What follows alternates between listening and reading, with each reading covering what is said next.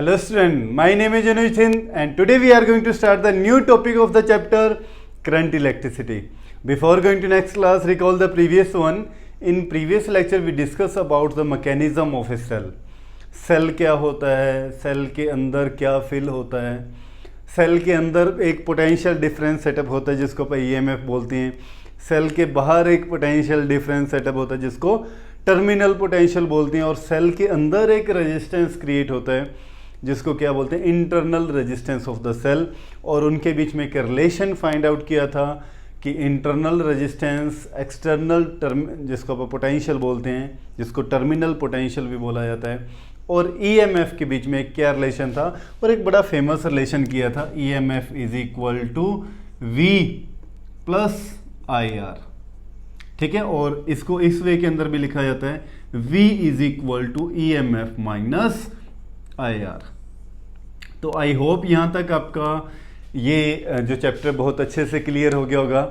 तो इस लेक्चर को आगे करने से पहले जो स्टूडेंट फर्स्ट टाइम इस चैनल के ऊपर आए हैं तो please like the channel, subscribe the channel and share the channel with your friends. तो आइए आज का लेक्चर स्टार्ट करते हैं। अगर चैनल की कंप्लीट प्रमोशन हो चुकी है तो फिर भी किसी को कोई प्रॉब्लम आती है कॉन्सेप्ट के दौरान, अगर करते टाइम कोई प्रॉब्लम आ रही है तो प्लीज़ कमेंट बॉक्स के अंदर आप कमेंट कीजिए, तो मैं आपकी सारी प्रॉब्लम सोल्व करने की 101% कोशिश करता हूँ और करेंगे भी आगे। ठीक है, तो आज का लेक्चर स्टार्ट करते हैं। तो आज आप करने वाले हैं बड़ा सिंपल सा एक कॉन्सेप्ट है कम्बिनेशन ऑफ सेल्स के ऊपर। ठीक है, सेल्स का कम्बिनेशन क्या होता है। ऐसे ही अपन ने कम्बिनेशन पहले किया है रेजिस्टेंस के ऊपर कि कम्बिनेशन ऑफ रेजिस्टेंस, रजिस्टर्स लगाए थे अपन ने, सीरीज़ के अंदर रजिस्टर लगाए, पैरेलल के अंदर रजिस्टर लगाए, इक्विवेलेंट रेजिस्टेंस की वैल्यू निकाली अपन ने। ठीक है, तो आज आप वही कॉन्सेप्ट फिर से थोड़ा सा मिलता जुलता कॉन्सेप्ट सेल के ऊपर बात करने वाले। तो सबसे पहले सेल आपको पता होना चाहिए, सेल किसको बोलते हैं। तो सेल का ये सिंबल रहता है बेटे, जिसके पास एक लॉन्ग और थिक टर्मिनल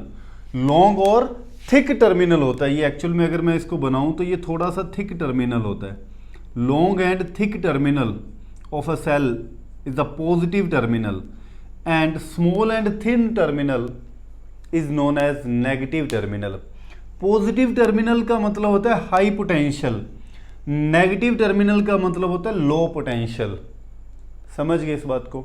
ठीक है, अब ऐसे ही सेल्स को कॉम्बिनेशन करना है। कैसे जोड़ें इनको कि एक सर्किट के अंदर हाई करंट की वैल्यू फ्लो करे, लो रेजिस्टेंस की वैल्यू फ्लो करे। ठीक है, तो इस वे के अंदर आज अपन कॉम्बिनेशन करने वाले हैं इनके ऊपर सेल्स का। तो जैसे अपन ने रजिस्टर्स का कॉम्बिनेशन किया था, ऐसे बेटे सेल के दो कॉम्बिनेशन होते हैं। First combination of cell in series, combination of cells in series, और second combination of cells in parallel. ऐसे ही अपन ने रजिस्टर्स के केस में भी किया था, है ना, सीरीज के अंदर और पैरेलल के अंदर। तो वन बाय वन दोनों को करते हैं। ठीक है, तो सबसे पहले साथ साथ नोट्स बनाते जाएं। ठीक है, combination of cell in series, combination of cells in series. हाँ जी, तो सीरीज के अंदर लगाते हैं अपन सेल्स को। तो देखो सीरीज के अंदर क्या बोलते हैं, जब एक सेल का पॉजिटिव टर्मिनल दूसरे सेल का, उसी सेल का नेगेटिव टर्मिनल आगे कनेक्ट हो, connect to the positive terminal of the second cell, और नेगेटिव टर्मिनल आगे फिर कनेक्ट हो positive terminal of the third cell, इस वे के अंदर। ठीक है, ये फर्स्ट सेल सपोज कर लिया, ये सेकंड सेल है, ये थर्ड सेल है। तो ये ऐसे सेल्स को जोड़ते जाओगे तो बैटरी बन जाती है। Battery is a combination of two or more sales. ठीक है, आप एक सिंगल सेल को बैटरी नहीं कह सकते। जैसे एक रेडियो के अंदर आप सेल डालते हैं ना, 2-3 सेल्स को कंबाइन करके ऐड कर देते, तो वो एक बैटरी बन जाती है। अगर एक सिंगल सेल जैसे टाइम पीस के अंदर, है ना, आप एक सिंगल सेल डालते हो तो वो क्या बन जाता है, वो एक सेल है, उसको आप बैटरी नहीं बोल सकते। बैटरी क्या, combination of two or more sales. ठीक है, तो ये इसका पॉजिटिव टर्मिनल है, ये नेगेटिव, ये पॉजिटिव, ये नेगेटिव, ये पॉजिटिव, ये नेगेटिव। तो डेफिनेशन अगर आपको इसकी लिखनी हो तो क्या लिखोगे, the negative terminal of the first cell connect with positive terminal of the second cell, ठीक है। Negative terminal of the second cell connect with the positive terminal of the third cell and so on, ऐसे चलता जाएगा, ठीक है। तो क्या लिखेंगे definition, cells is said to be in series, said to be in series। कब इनको सीरीज में बोला जाएगा, when negative terminal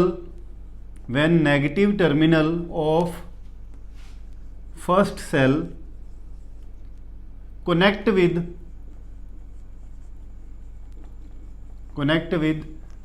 positive terminal of second cell, negative terminal of second cell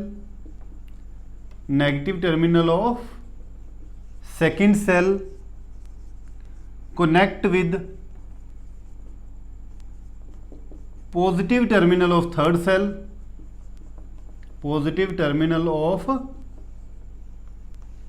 cell, and so on. जब इस way के अंदर add हो तो उनको आप क्या बोलेंगे, रजिस्टर कैसे सॉरी सेल्स कैसे लगे हुए हैं, सीरीज के अंदर लगे हुए हैं, ठीक है। राइट कर लीजिए, फिर आते हैं इसका फॉर्मूला क्या रहेगा, ठीक है। कर लिए राइट, स्क्रीनशॉट ले लो बेटे। अच्छा, अब देखिए एक एक चीज़ को बड़े आराम से समझाऊंगा, बड़े प्यार से, और समझ भी आएगा आई होप, है ना। प्यार से चीज़ों को करवाएंगे तो बहुत अच्छे से समझ आती है बच्चों को। तो एक सर्किट बनाते हैं, ये अपने 3 सेल लिए सीरीज़ के अंदर। सपोज कर लेते हैं फर्स्ट सेल की जो ईएमएफ है वो E1 है, सेकंड सेल की जो ईएमएफ E2 है, थर्ड सेल की ईएमएफ क्या E3 है। अगर आपको पता नहीं है कि ईएमएफ क्या होता है तो प्लीज़ एक बार प्रीवियस लेक्चर जरूर देखिए, उसके अंदर मैंने इसके ऊपर कंप्लीट इंट्रोडक्शन दी है। और मैं बोल देता हूँ इसका इंटरनल रेजिस्टेंस R1 है, इसका R2 और इसका इंटरनल रेजिस्टेंस क्या है, R3 है, ठीक है। अच्छा, अब अपने को पता है जैसे अपने सीरीज़ के अंदर किया था ना वहाँ पर, कि सीरीज़ में क्या चीज़ सेम रहती है, क्या चीज़ डिफरेंट होता है। तो सीरीज़ में करंट सेम रहता है, पोटेंशियल डिफरेंस जो सेटअप होता है वो अलग अलग के लिए क्या होता है, अलग अलग होता है, ठीक है। तो यहाँ पर अगर मैं बोलूँ तो इसके लिए E1 फर्स्ट सेल के लिए पोटेंशियल डिफरेंस अलग होगा, सेकंड के लिए अलग होगा, थर्ड के लिए अलग होगा, ठीक है। हाँ जी, ये चीज़ें आप बातें लिख लेते हैं, है ना। Consider 3 cells of EMF E1, E2 and E3 and their internal resistance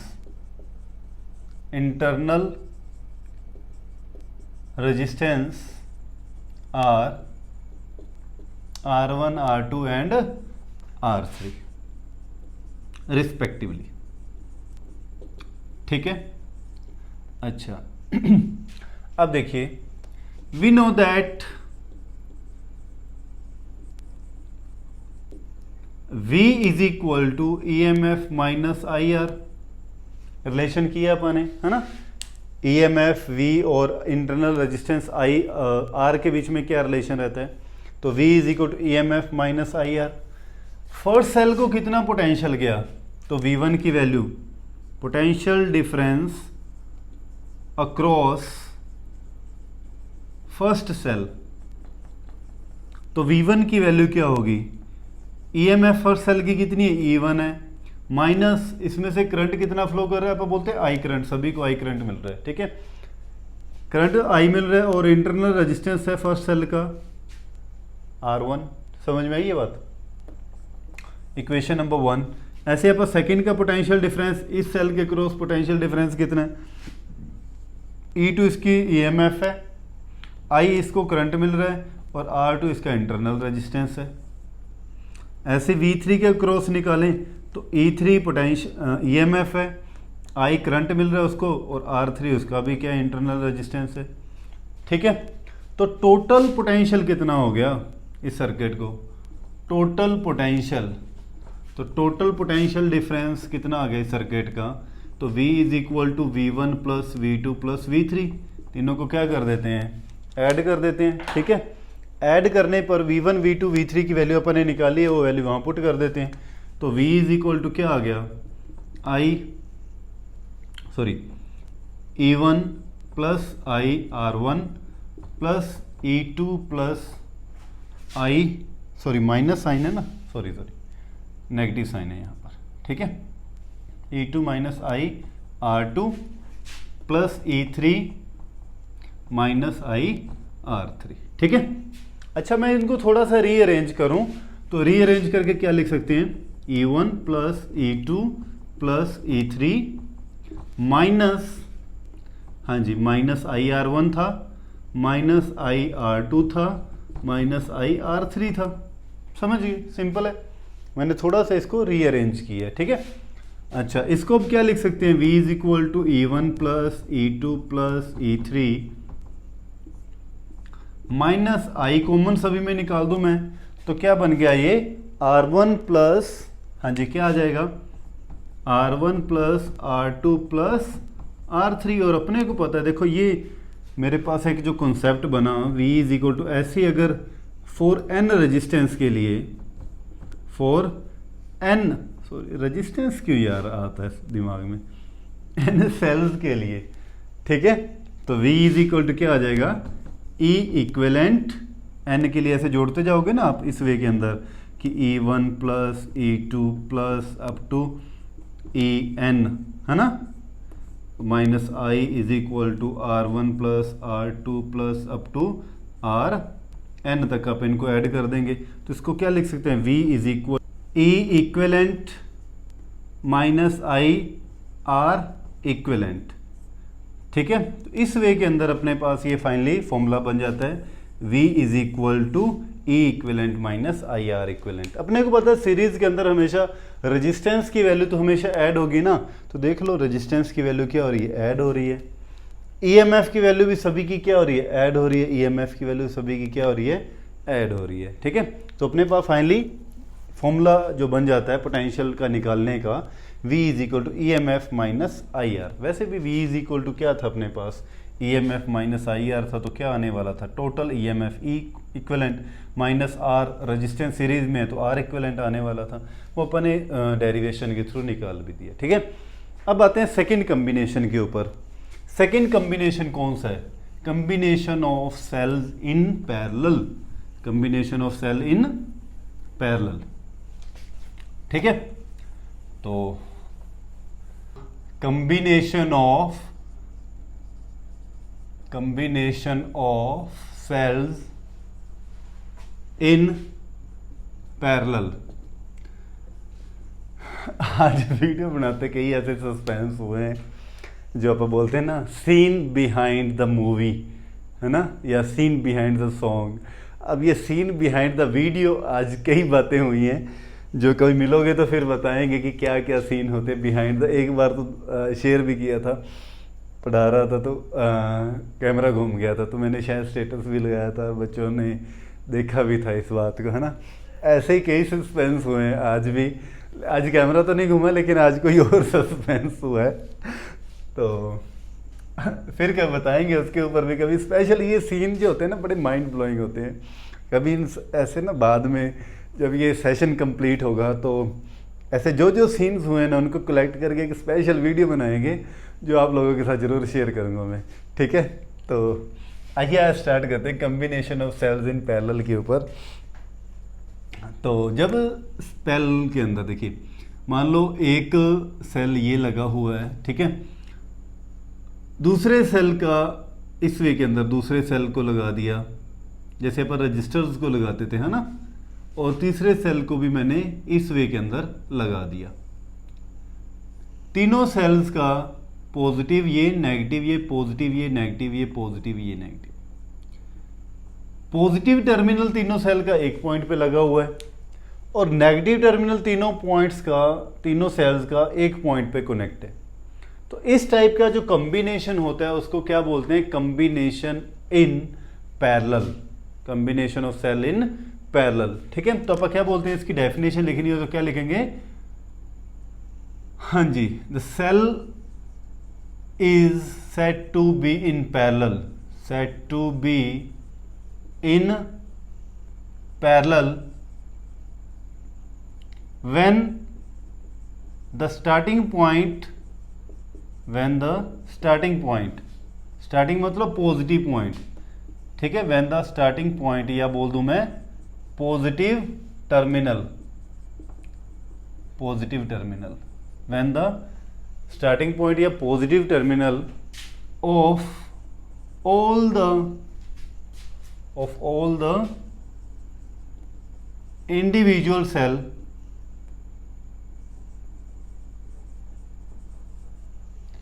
ठीक है, आर सेम। ठीक है, स्टार्टिंग के अंदर स्टार्टिंग पॉइंट और एंडिंग पॉइंट भी आप बोल सकते हो, और एंडिंग पॉइंट जिसको आप बोल देते हैं एंडिंग पॉइंट या बोल दें नेगेटिव टर्मिनल। ठीक है, थोड़ी सी इस वे के अंदर आप लिख सकते हो डेफिनेशन। ठीक है, cells are said to be in सी, क्या हो रहा है भाई आज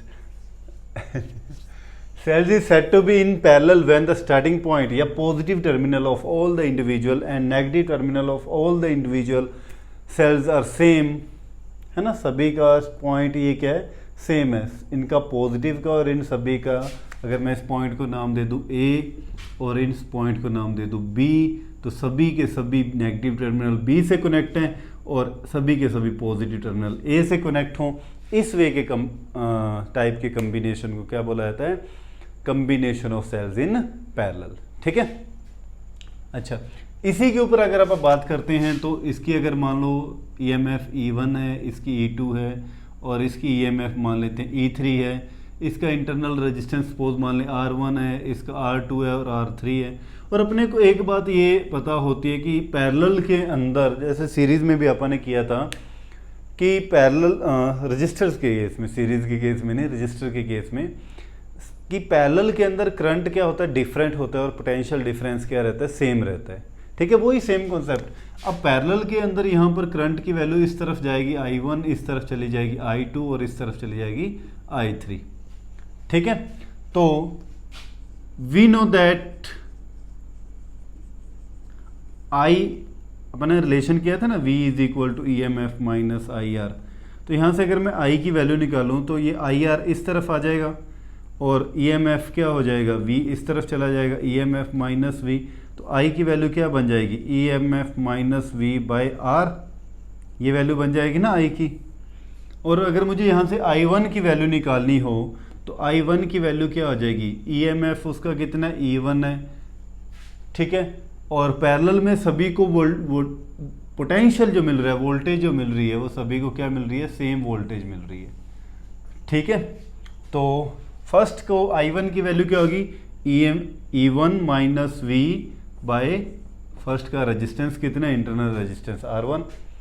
I2 की वैल्यू कितनी होगी, इसको इक्वेशन नंबर 1 बोल देते हैं। I2 की वैल्यू क्या होगी, E2 minus V by R2, है ना।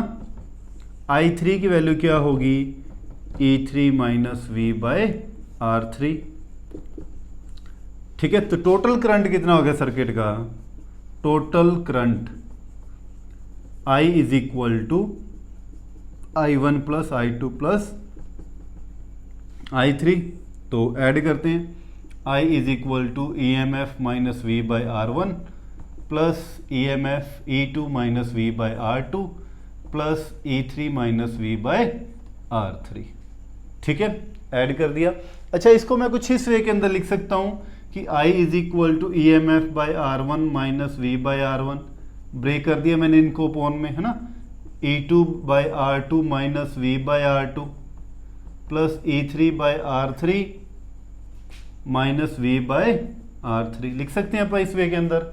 ठीक है, अच्छा, इसको मैं ऐसे लिख दूं, देखो मैं इस तरफ लिख रहा हूँ, थोड़ा सा इरेज करने वाला हूँ मैं, उस तरफ सेटिंग सी नहीं आ रही, बढ़िया मज़ा नहीं आ रहा पढ़ाने में। हाँ जी, समझना इस बात को, समझना इस बात को। ठीक है, तो I इज इक्वल टू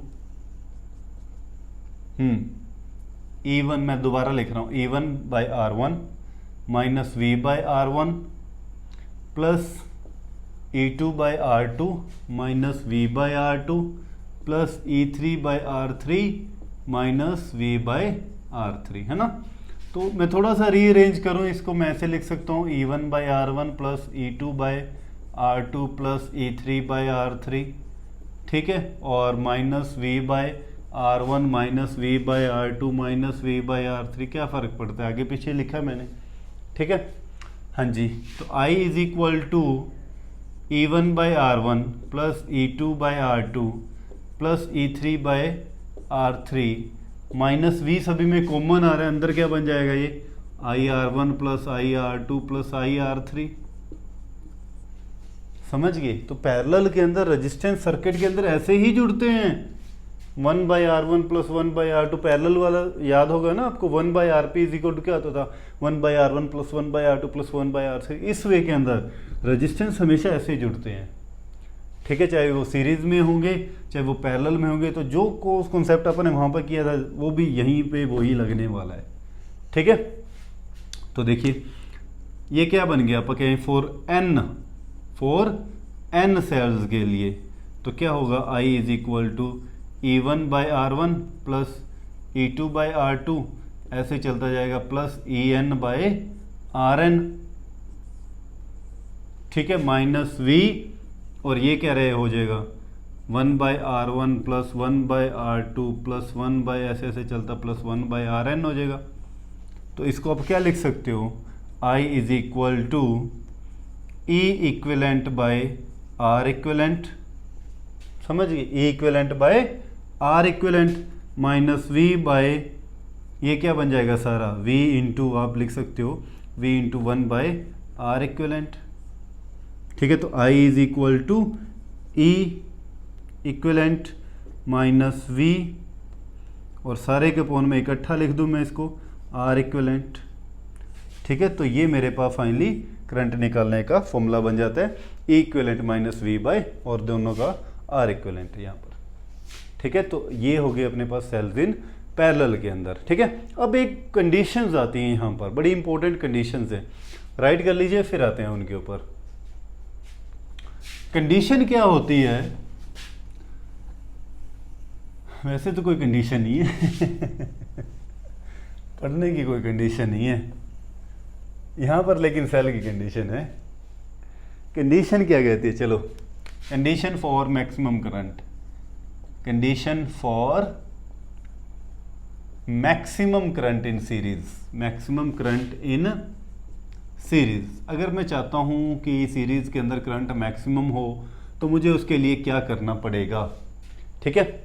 अच्छा, तो मैं इस वे के अंदर देखना, ध्यान देना, सीरीज के अंदर सपोज मैंने इस वे के अंदर n सेल लगा दिए, ठीक है, सभी का EMF E1 E2 E3 up to जो nth है उसका क्या होगी EN, इसका internal resistance R1 R2 R3 और अप टू RN होगा, ठीक है।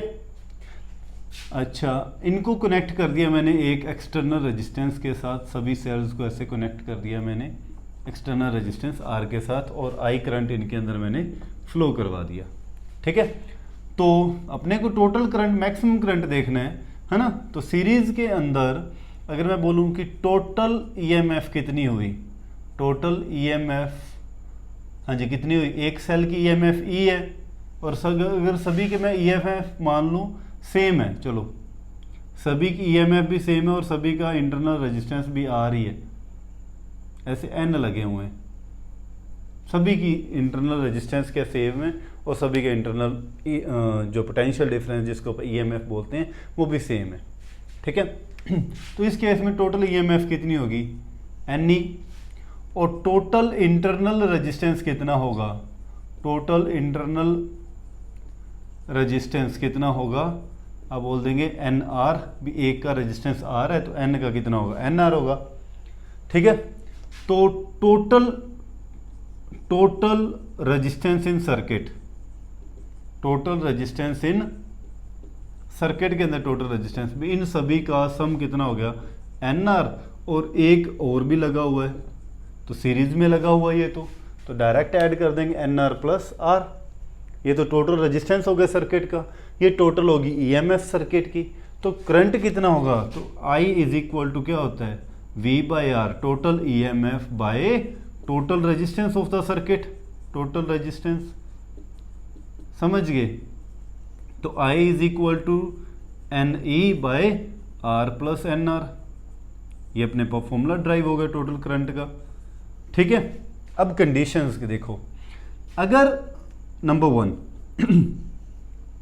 अगर ये वाली वैल्यू एन आर की value much greater than R हो जाए, मतलब ये वाला जो रेजिस्टेंस है इंटरनल रेजिस्टेंस, इसकी वैल्यू इस एक्सटर्नल रेजिस्टेंस से बहुत ज़्यादा हो जाएगी, तो इस केस के अंदर देन आर जो कैपिटल आर होगा, capital R can be neglected, उसको तो फिर अपन नेग्लेक्ट कर देंगे कि उसकी वैल्यू बहुत कम है, नाम मात्र है। तो अपने पास आई इज इक्वल टू क्या आ जाएगा फिर N E by N R, तो I is equal to E M F by R हो जाएगा, स्मॉल आर। तो ये करंट की वैल्यू ज़्यादा हुई या कम हुई, एक ई एम एफ और एक ई आर, तो करंट की वैल्यू तो क्या हुई है कम।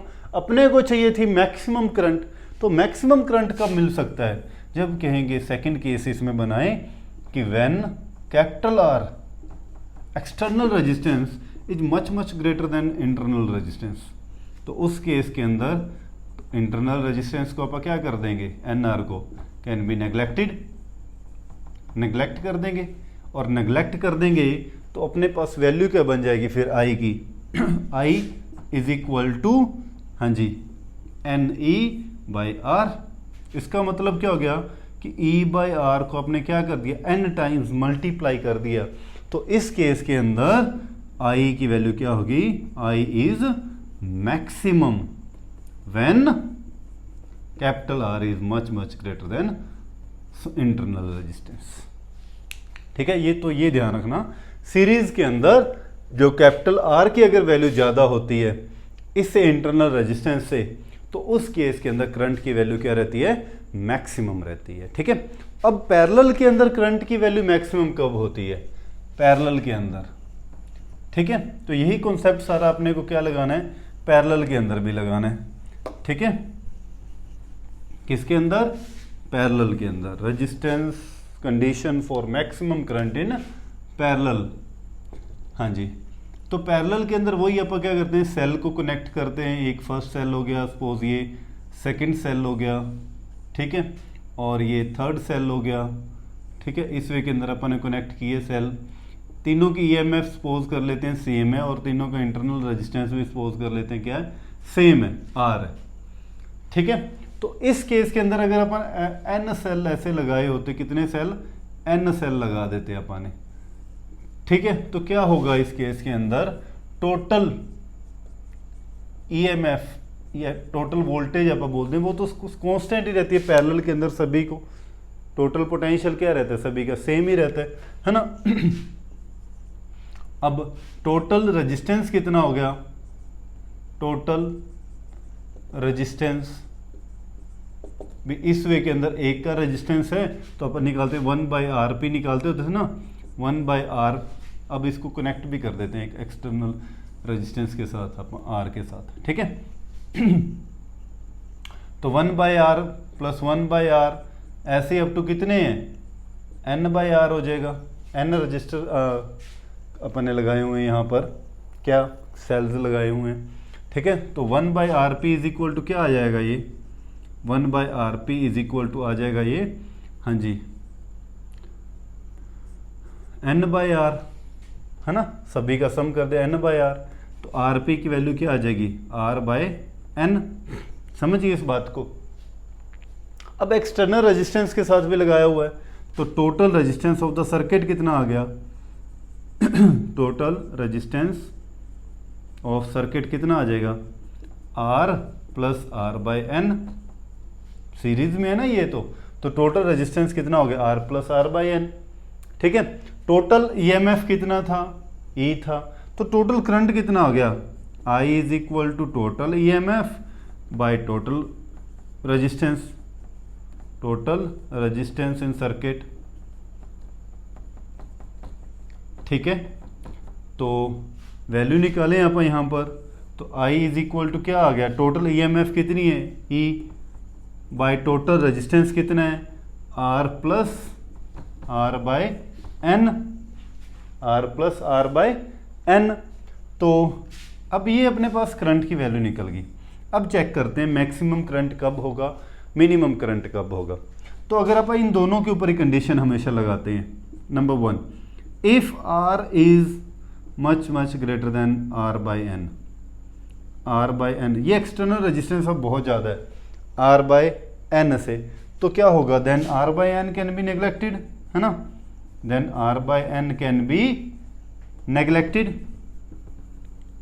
और जब R बाई एन को नेग्लेक्ट कर देंगे तो अपने पास I इज इक्वल टू क्या आ जाएगा, then I is equal to EMF by R, ये निकल जाएगा, ठीक है। अब इस कंडीशन के अंदर ये एक EMF और एक का ये एक्सटर्नल रेजिस्टेंस, और अगर मैं सेकंड कंडीशन के अंदर देखो यहाँ पर सेकंड केस ले लूँ क्या, कि अगर R बाय एन की वैल्यू जो इंटरनल रेजिस्टेंस अपने सेल का है वो क्या अगर ज़्यादा हो, if R by N is much greater than R, then R can be neglected, है ना, R को क्या कर देंगे, नेग्लेक्ट कर देंगे अपन।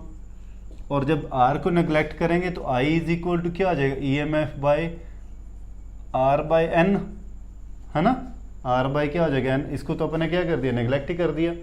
तो अपने पास क्या आ जाएगा ये फॉर्मूला, N ऊपर जाके मल्टी हो जाएगा, N EMF बाय R। तो बताओ ये तो N टाइम्स हो गया ना इसका। तो इस केस के अंदर क्या होगा कि करंट की वैल्यू मैक्सिमम रहेगी, ठीक है। इन दिस केस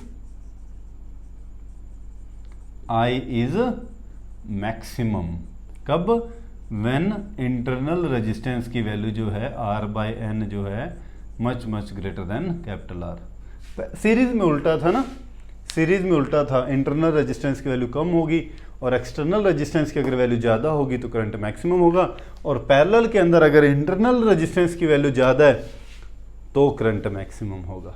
तो आई होप कि आपको ये दोनों कंडीशंस और कम्बिनेशन सीरीज़ पैरेलल का समझ में आ गया होगा। तो थैंक यू सो मच, अपना ध्यान रखिए, घर पे रहिए, सुरक्षित रहिए, जय हिंद।